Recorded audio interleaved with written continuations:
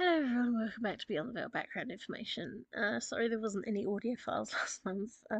As I said before, I had laryngitis and you can still hear a bit of a croak in my voice, so I have to do these recordings steadily. So I've just done one and I'm going to do this one and then I'm going to rest my voice for a bit.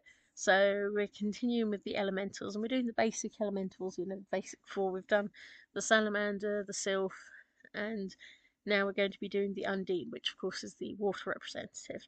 So as always, there's going to be a quote from one of the stories where I've got an Undine character, the information I have about them, which has influenced my development of the creature profile for my fictional stories later.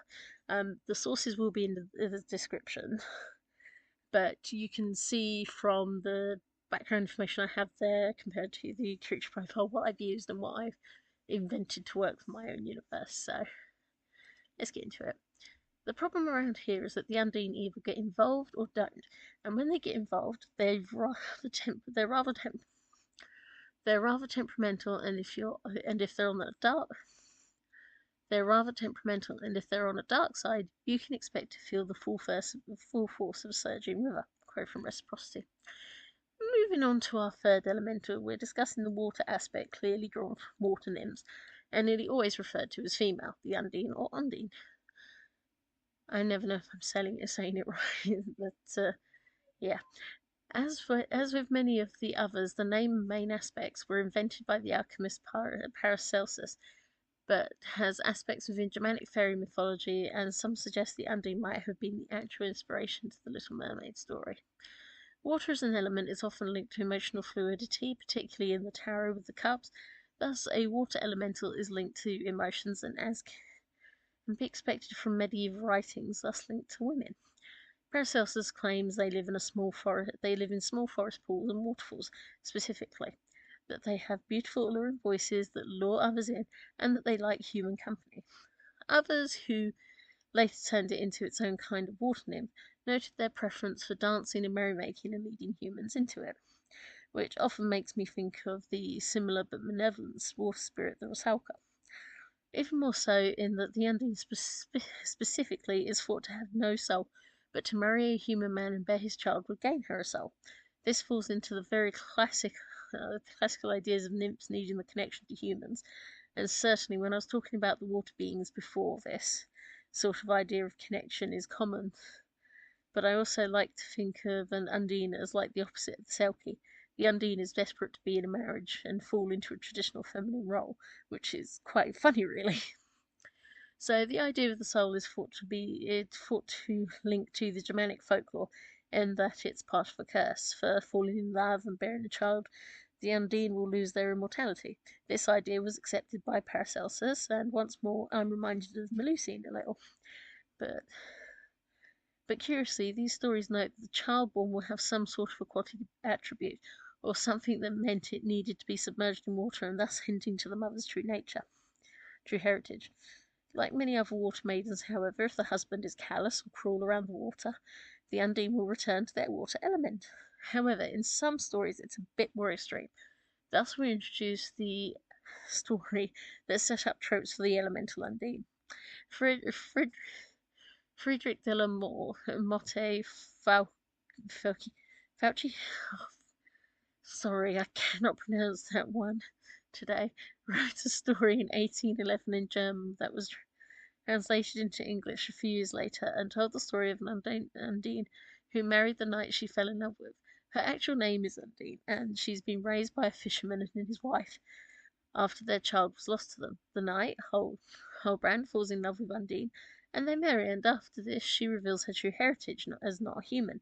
However, Holbrand later encounters the missing human daughter, Bertalda, and falls in love with her as well.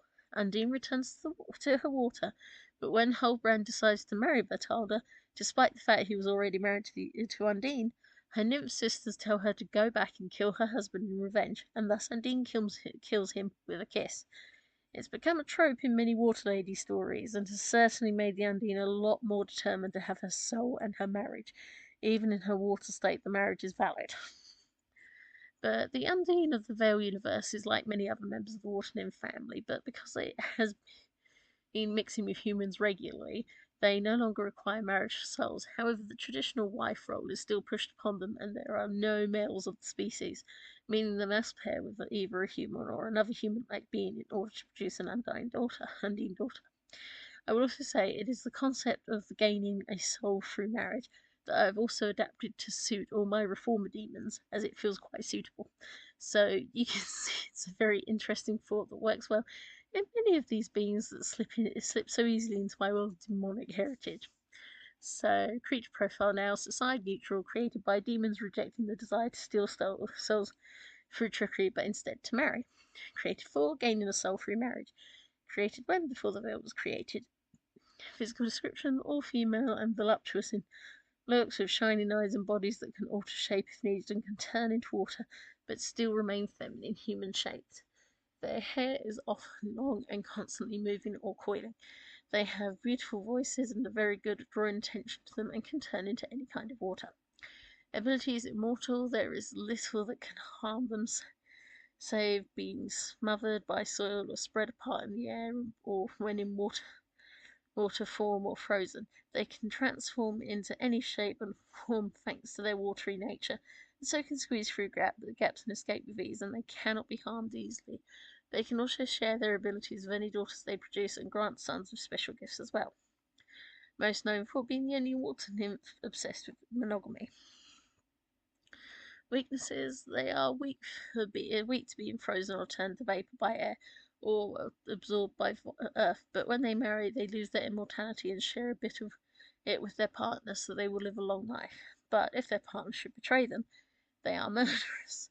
And though they will die, they still keep the soul they've gained, so they're more problematic for unfaithful partners. But there are not many, but there is thought to be at least 10 or 20,000, and most of them move around unknown in society until they marry and they tell their partners the truth.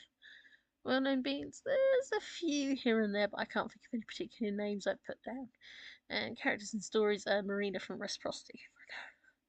I know it's a very stereotypical name. But final comments: well, I have taken the idea of having a more demonic link to heart because it works well with my universe in general. But I also find that it's interesting that the Undine is a water nymph and wants the monogamy and to be linked in marriage. They want to be kept compared to the other water nymphs out there, and so I like playing them as opposites to Selkies in my stories. I hope you found that interesting all the same, and yeah, next time we'll move on to the gnomes. So, thanks for listening.